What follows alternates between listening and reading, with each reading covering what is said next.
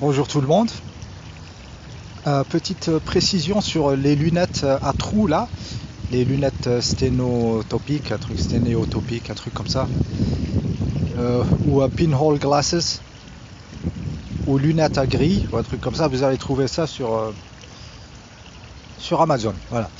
Donc moi quand j'ai acheté ce truc là que vous voyez sur la photo. Donc voilà, c'est le modèle là. Donc les trous étaient coniques et le cône s'ouvrait vers l'intérieur, c'est-à-dire vers votre œil.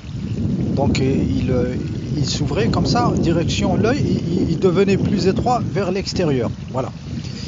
Et, et donc moi avant d'acheter, en fait j'avais fait des trous dans un papier pour essayer le concept comme ça. J'ai mis plein de petits trous et tout ça, et je voyais très clair, avec des petits trous faits sur une feuille. Et là, je reçois les lunettes, je me dis, ah, c'est quoi, qu'est-ce qui se passe? Donc il y avait une sorte de stress de l'œil, parce qu'il y avait le flou, un flou tout autour, fait par cette forme particulière de cône qui s'ouvre vers l'œil, hein. Je dis bien vers l'œil, parce que vous allez trouver des modèles où en fait ça s'ouvre vers l'extérieur, comme ça va des modèles assez chers comme ça qui font dans les machins, et ça s'ouvre vers l'extérieur.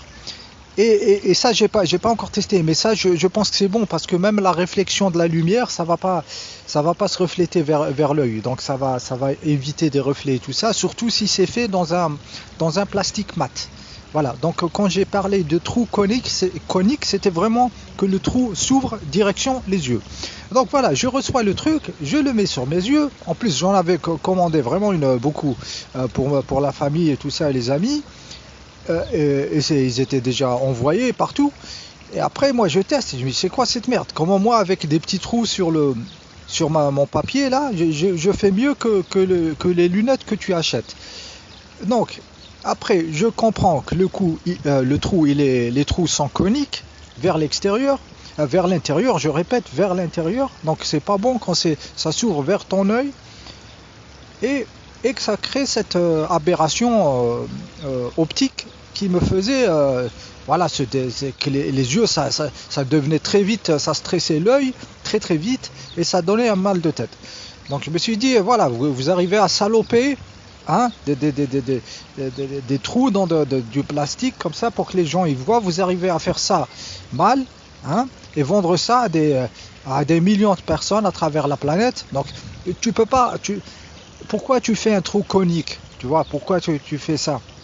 Pourquoi tu fais pas des simples trous à la rigueur, tu vois, sur machin? Donc il y a vraiment volonté de nuire. Donc moi, comme je suis un peu, voilà, donc je rappelle tout le monde, je rappelle ma soeur, la famille, je lui dis, voilà, les lunettes, machin, il y a un gros problème, donc il y a arnaque, n'utilisez pas. Et moi, qu'est-ce que je fais chez moi? Je prends un morceau de papier à verre, je déclipse les lentilles, là, les plastiques, et je commence à gratter, à réduire l'épaisseur du plastique, c'est-à-dire tout le plastique de l'intérieur de cette lentille. Je gratte au papier à verre, et je réduis petit à petit l'épaisseur. Donc c'est comme si ton cône là il devenait de plus en plus court. Donc je gratte bien et j'essaye jusqu'à ce que les lunettes soient vraiment supportables. Voilà, supportables, et que je pouvais les utiliser. Donc j'ai vraiment confirmé que c'était fait exprès, et que moi, en réduisant un peu l'épaisseur de ces verres, comme ça, même si ça reste conique, mais en réduisant l'épaisseur, c'est-à-dire que le cône est plus court, les lunettes étaient devenues utilisables. D'ailleurs, j'en utilise encore une que j'ai rabotée, vraiment, rabotée au papier à verre, et qui est utilisable, qui stresse pas l'œil, hein, et qui te fait l'effet pinhole. Donc voilà, entre-temps, je n'ai pas encore acheté un nouveau modèle, pas des trucs avec plastique mat, ou des trucs qui s'ouvrent vers l'extérieur. Comme ça, vous allez voir des modèles où le trou en fait s'élargit, mais vers l'extérieur, comme ça. Il y a beaucoup de modèles. La disposition des trous, il y en a qui sont comme ça, comme moi, en sorte de configuration nid d'abeille, d'autres qui sont voilà, en ligne droite, horizontale et verticale. Donc il y a de quoi faire. Mais juste éviter ce grossier modèle là qui est salopé exprès, donc il est pas cher. Donc les gens ils vont l'acheter, après ils vont se dire pinhole glasses c'est pas bon et tout ça. Hein, c'est des grands malades hein, qu'on a en face de nous. Ils sont capables d'inonder le marché d'un truc comme ça pour garder leur industrie de lunettes à Flelou et Optique 2000 et tout le merdier. Voilà. Donc voilà, vous avez compris le truc. Donc il faut faire des expériences, essayer. Je ne sais pas si vous avez des magasins de produits voilà, alternatifs de bien-être et tout ça. Peut-être vous allez trouver et vous pouvez les mettre sur les yeux et voir ce que ça fait. Voilà, il faut que ça donne aucun stress à l'œil du tout. Du tout, c'est juste que l'œil va apprendre à regarder à travers le trou, il a une image très claire, vous serez vraiment choqué par la vision de loin qui devient, et de près et de partout, qui est même meilleure que les lunettes, parce que tu vois à travers un petit trou et que ça ne peut pas avoir la déformation optique de ton œil entier. Voilà, donc le concept est génial, et voilà, donc voilà, je répète, c'est le conique vers l'œil comme ça, et avec le plastique assez brillant aussi qui fait de la réflexion à l'intérieur, hein, c'est un petit problème qui a été d'ailleurs grandement réduit par le fait que je gratte au papier à verre et que l'épaisseur est réduite comme ça. Donc j'ai récupéré au moins une lunette, j'ai refait. Donc moi j'ai pas racheté, ma frangine elle a racheté. Elle a racheté un truc pas cher, donc je sais pas, pas très cher, elle va pas acheter le truc à 30 euros, un truc comme ça, enfin je crois.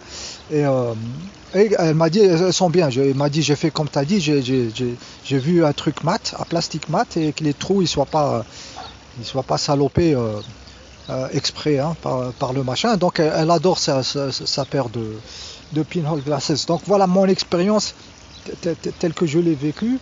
Et telle que je l'ai écrite il y a déjà, je sais pas, plus de 2 ans, hein, j'ai écrit ça sur Facebook, et c'est vrai que j'ai pas acheté depuis, hein, depuis que j'ai modifié la mienne de pinhole, j'ai pas acheté, et en même temps j'ai recyclé les autres pinholes que j'avais, hein, du même modèle merdique. Qu'est-ce que j'en fais? Donc je démonte un œil, un côté, et l'autre je mets au Chatterton, là à la bande adhésive noire, et je couvre l'œil. Donc ça m'a permis de créer ces lunettes qui me permettent de cacher un œil et de faire travailler l'autre. Donc j'en ai une côté gauche et une côté droit et tout ça. Donc j'ai bien recyclé ces petites lunettes qui valaient dans les 2 euros hein, la paire. Et voilà, donc voilà la total story. Là sur la photo, c'est ce que j'ai mis pour expliquer aux gens sur ma page il y a 2 ans de cela que les lunettes que j'ai achetées, attention, elles sont pas bonnes, et attention à qu'est-ce que vous achetez et comment j'ai modifié au papier vert pour continuer l'expérience. Donc là, vous avez toute l'histoire des pinhole glasses. Et après les pinhole glasses, en fait, machin et tout ça. Et après, il y a eu le miracle de l'eau distillée et des coupes là pour se laver les yeux. Et c'est là où je suis revenu vers les exercices. Parce que là, tu vois que ça change très vite. Tes capacités à voir, le confort dans les yeux et tout ça, là où ça commence à changer, où tu découvres beaucoup de choses. Hein. Donc c'est à partir de là où j'ai reposté les vidéos là de comment faire les exercices et tout ça. Donc voilà. Voilà, il y a des fois quelques-uns de vos commentaires qui ne s'affichent pas, hein, mais je les vois sous la cloche. Donc il y a une personne qui m'a envoyé exactement les lunettes, le modèle que j'ai envoyé. Il était sur un truc chinois, mais c'est exactement la forme. Hein. Je pense que cette personne a vu sur la photo de la vidéo passée et m'a envoyé. C'est exactement ça, oui, chapeau. C'est ce truc-là, mais avec les trous, exactement avec le trou conique vers l'œil. Je crois qu'il y a un modèle qui ressemble et qui est peut-être bien foutu, mais attention, ouvrez l'œil, c'est pas censé provoquer des yeux rouges ou un stress du tout. Donc voilà, vous avez compris, c'est ça ce que je voulais dire. Oui. Donc je suis vraiment satisfait là de mes yeux. Je pensais aussi à ceux qui vont faire du laser, qui vont découper leur œil, c'est-à-dire réduire la force de leurs yeux. Ben, imagine si tu es myope et tu vas au laser, tu vas enlever de la cornée, voilà. Après ton œil vers le près, il faut qu'il fasse plus d'efforts pour voir ton bouquin.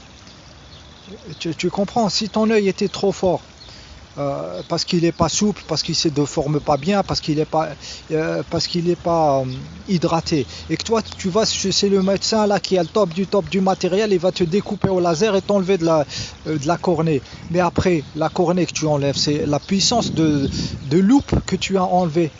Tu comprends? Donc tu vas voir bien de loin, mieux. Mais après, dès que tu vas regarder ton livre, ton œil il va se dire, ah, il va stresser encore les muscles là pour essayer de focuser sur le près avec de la cornée qui a été réduite et du cristallin qui doit encore travailler plus. Donc tu vas encore retomber vers le truc, tu vois. Donc attention aux trucs artificiels qu'on fait. Voilà, ils sont cons ces médecins. Et tu vois, ils sont vraiment débiles. Ils leur vendent du matériel qui coûte des dizaines, des centaines de milliers d'euros, tu vois, pour un truc au laser, tout ça, qui va te scanner l'œil, machin, te découper l'œil et tout ça. C'est pour faire tourner le business, hein. C'est des opérations, je sais pas, en France ça doit être sur les 1000 euros, si ce n'est plus, je sais pas combien ça coûte, peut-être plus. Donc c'est un gros business, donc ils vont vous pousser vers ça. Donc tu vas enlever de la puissance de ton œil, voilà, et qui va devenir, entre guillemets, moins myope. Mais il n'est pas moins myope, c'est juste que tu l'as charcuté. Tu comprends, tu l'as pas rendu moins myope, tu as enlevé de la loupe, tu vois. Et tu vas travailler plus vers le près, et après ça va refaire le même truc. Ça va petit à petit te restresser vers le truc et devenir encore plus myope et encore plus de problèmes et tout ça, et beaucoup de stress, sûrement beaucoup de mal de tête et tout ça. Et quand je dis que le corps humain choisit un œil pour le garder en vision de loin et un autre vers le près, le nom de dominant, j'ai vraiment observé ça. Ah ben c'est pas par hasard. Il essaye de garder toutes les options pour toi. Voilà. Et là, en hydratant l'œil et en exerçant le non dominant et en nous protégeant de la lecture de près par des plus 0,5 et moins plus 0,4 et tout ça, là on va déployer notre propre capacité de pas être myope, tu vois. Et avec des lunettes qui coûtent 2 euros de myope et tout ça, plutôt de lecture, là on va se protéger de la vie de travail et tout ça, et garder nos yeux pour la nature et tout ça. Donc il faut vraiment être intelligent. Aidez-vous vers le près avec des 0,5, plus 0,5, plus 0,4, plus 0,3, pour comme ça que votre œil ne stresse pas trop vers le près et que vous le gardez assez disponible pour le lointain, tu vois, pour voir la nature et tout ça, tout ce qui est beau et tout ça. Parce que voilà, dans notre vie, on a été poussé à regarder le près beaucoup. Voilà, donc mais on peut vraiment s'adapter à ça. Voilà, des écrans, choisissez la taille qui permettent de mettre l'écran à la distance, je dirais, optimale pour là où les deux yeux se rencontrent. Tu vois, celui qui voit de près et celui qui voit de loin, les deux peuvent voir une image assez nette. Couvrez l'œil, essayez avec un œil. Couvrez l'autre, essayez avec l'autre. Si c'est confortable pour les deux, c'est que la taille de l'écran est bonne. Tu vois. Il faut pas qu'il soit trop loin ni trop près ni machin pour garder du confort. Voilà. Et avec vos petites lunettes plus 0,5, vous allez voir à peu près la situation qui vous stresse le moins dans votre vie de travail, de bureau et tout ça. Et travailler la longue distance et tout ça pour voir la nature, les oiseaux et tout ça. Et voilà, et ça va pas plus loin que ça. Donc évitez ces charlatans, ces mécaniciens à deux balles qui juste font du business de lunettes et du business de laser et tout ça. Voilà les amis, je pense qu'avec ça vous avez la vision des yeux, et c'est vraiment, là je parle de l'expérience personnelle du pragmatique. Là c'est vraiment, moi il y a rien de, c'est vraiment tester jusqu'à comprendre et à savoir. Donc je pense que là on a assez plié le sujet des yeux. Merci beaucoup et bonne journée.